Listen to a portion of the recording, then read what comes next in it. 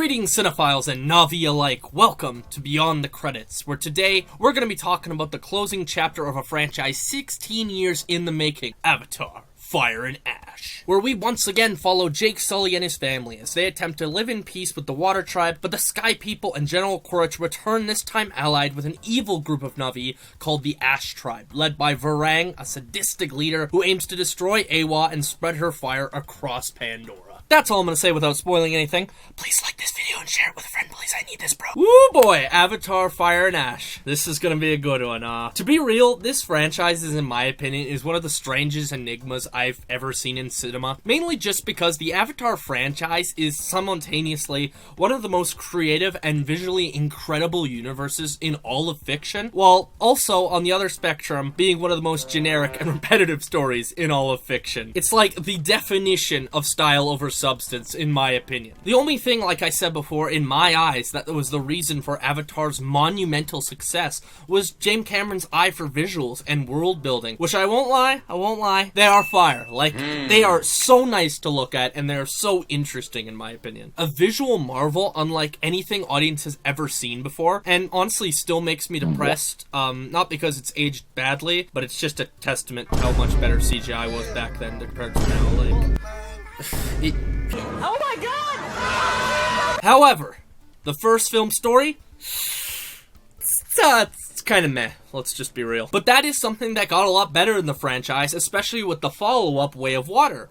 which was really an improvement in every way, in my opinion, and actually managed to break barriers even for 2022. Like, the characters were a lot better. James was finally starting to inject even more interesting ideas in place of less interesting ideas that we've seen before. It was genuinely so refreshing for this franchise, and honestly made me excited for future installments. Which brings us to Fire and Ash, the follow-up to Way of Water, and apparently the big ending of the first trilogy of the Avatar movies. So how was it?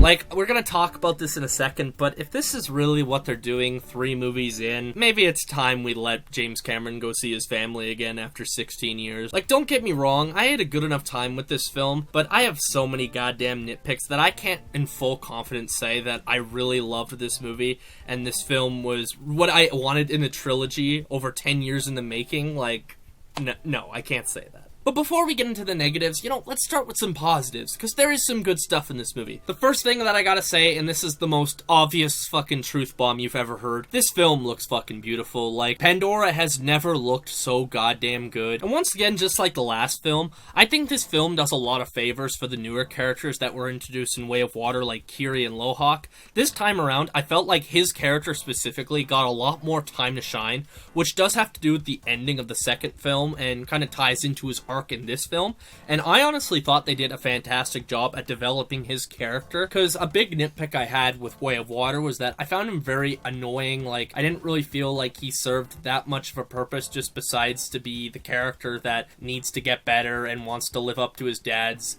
expectations and goodwill, and I just thought that was so overplayed and annoying. But in this movie, I think they do develop that story in a much better way, where it actually feels more believable and actually makes me care about the character at a certain point, especially in one sequence in particular where he's more reminiscing over his past failures from the second movie. Honestly, it was really some really emotional stuff. I actually really enjoyed it, even though the voice acting wasn't incredible in certain moments. I thought it got the job done. And I also really like how they continued Kiri's story in this movie, as throughout the film she's trying to connect with Awa to learn more about herself, and I honestly thought that was all really fascinating. There are some familiar themes in here about finding oneself, which I think is pretty cliched, but for the story, it serves a purpose and it works. But what I think makes it a lot more fascinating is how they incorporate some religious-based undertones about faith, and more specifically, what happens when one's faith is challenged. It really adds some interesting commentary, and I really like how it almost parallels certain other characters in this movie's relationship with Awa as well. And so you get to see all these different point of views of Awa, and how all these different Na'vi tribes view Awa. And I thought it was just that little detail that made the world building in this movie so unique and fascinating, but it almost made it come together in a very, like, cinematic, like, bow. And cinematically and narratively, I thought that was really smart, and I thought it actually made it a very easy way to connect with the villain of this movie, Varang, who we will talk about later. I also really like what they chose to do with Neytiri in this movie. As in the last film, I feel like she was almost kind of sidelined in exchange for other characters, but here I really felt like they took her arc and story in an interesting direction and made certain plot points of the film so much more intriguing, as there are a lot of scenes dealing with the repercussions of the last movie and how those events have more or less continued to fuel her hatred towards the Sky People, which influence her relationship with characters like Spider, which by the end of the film I think they develop extremely well. And of course, I love the world building in this film as we get to explore even more of Pandora and different tribes residing on Pandora, like the Wind Tribe, which ultimately you don't get a whole lot of time with, but they're so interesting. They're just like these wind traders that just fly around on these giant hot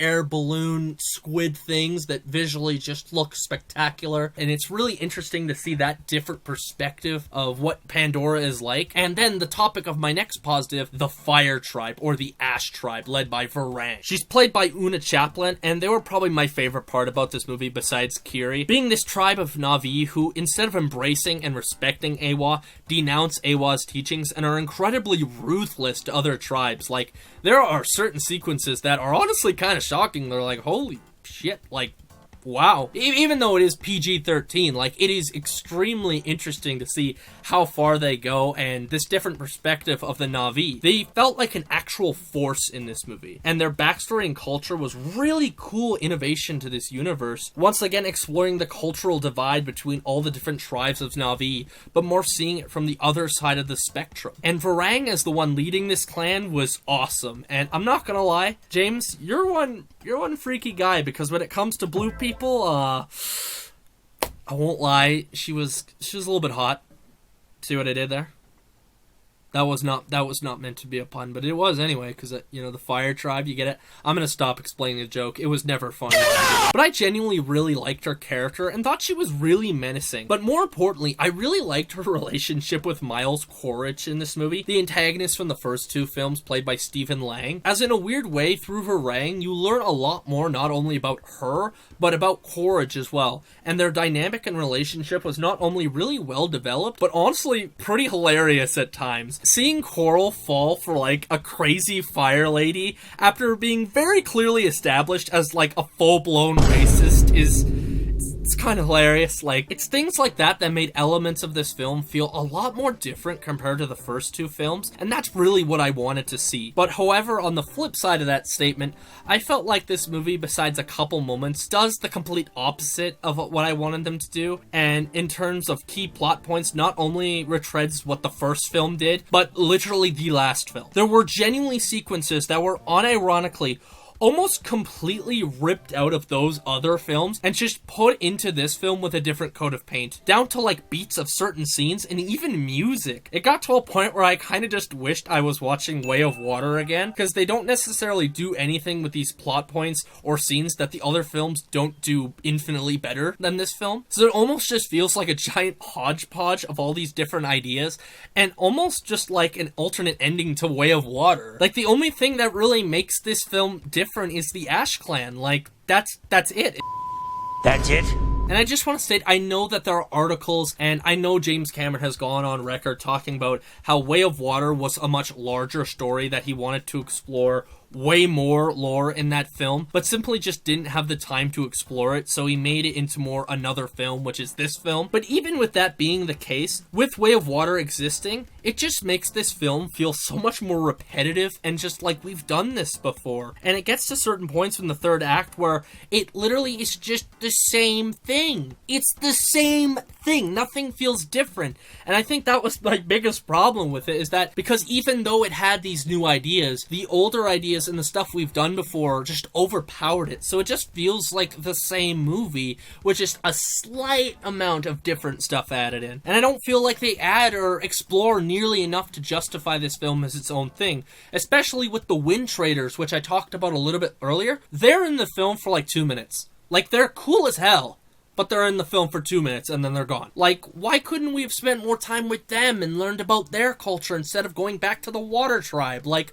we spent like 3 hours with them in the last movie. I don't really want to know a lot about them. I want to know about these new people that are super interesting, and the same goes with the fire people, because the fire people in this movie, as much as they are pretty much one of the big main focuses, they aren't given enough time to develop. Like, I wanted to see way more of their culture and how Varang views Awa and all these different plot points that could have been so interesting and cool and could have made me look at this film more like how I look at Way of Water, where it's a genuinely really interesting exploration of this world. And I can't say that it's like not, but it's not living up to the full potential of what it could be. And I'm not saying that they have to completely ignore the water people's relevance in the story, but you can at least just try and develop other parts of the story. And beyond the over-familiarity of this movie, I gotta say, another negative I have is unfortunately the character of Spider, played by Jack Champion. And I really want to emphasize, I am not saying that Jack is a terrible actor or his performance is just like one of the worst of the year, but it's just very simple. I don't think the writing serves him very well. So in certain sequences that are meant to be very emotional, it feels so fake. It doesn't feel real. And a lot of his acting feels like that, and it makes it 10 times more apparent in this movie because he is a big part of the movie. So he's in a lot of these very important sequences, but it feels like I can't take them seriously because of a line reading he says that's like really bad. Like, there's a couple really bad ones that are just like, oh man, this could have been such a good scene. And emotional scenes, like there are a lot of really cool emotional scenes that could have been very interesting, but he just kind of ruins them. And I hate to say that. Like, I'm sure he's a nice guy in real life, but I don't know. I just don't feel like his character is nearly as interesting as they think. And I think kind of making him the backbone of maybe the future of these movies wasn't such a great idea, in my opinion. And it just sucks because, like I said, they put so much of the franchise's future on his shoulders, and it just doesn't feel like he's at the standard that everyone else is at, which I feel is just going to make future installments just feel slightly off if they continue to go down this path. So unfortunately, some things leave me with a sour taste in my mouth, but I can still say that I enjoyed this film, but it is not perfect, and it doesn't necessarily kill all the hype that I have for the franchise. It just leaves a lot to be desired, unfortunately. But let's just not take 10 years to make the next trilogy, okay, James? Because I can't wait that long. So going into the ratings, critically, I'm going to give this film about a 6 out of 10. It's visually a very gorgeous looking movie, but the plot just feels like a retread of everything that's come before it. And for casual audiences, I'm gonna give it about an 8 out of 10. I think if you love this universe, you're just gonna have a good time with this franchise regardless, and maybe be able to look past some of the over-familiarity of the film that it has to offer. But I think I have to lean more towards the critics on this one, because I just couldn't overlook certain things about this film. So all in all, I gotta say, even though Avatar 3 has some heat to it, it still refuses to catch fire. And that, of course, takes us to the end of the review. I just wanted to thank all you lovely people for tuning into this video and sticking around till the end. And if you like what you saw here and want to support me, feel free to like the video and subscribe for more content coming very soon. But until next time, I'll see you later.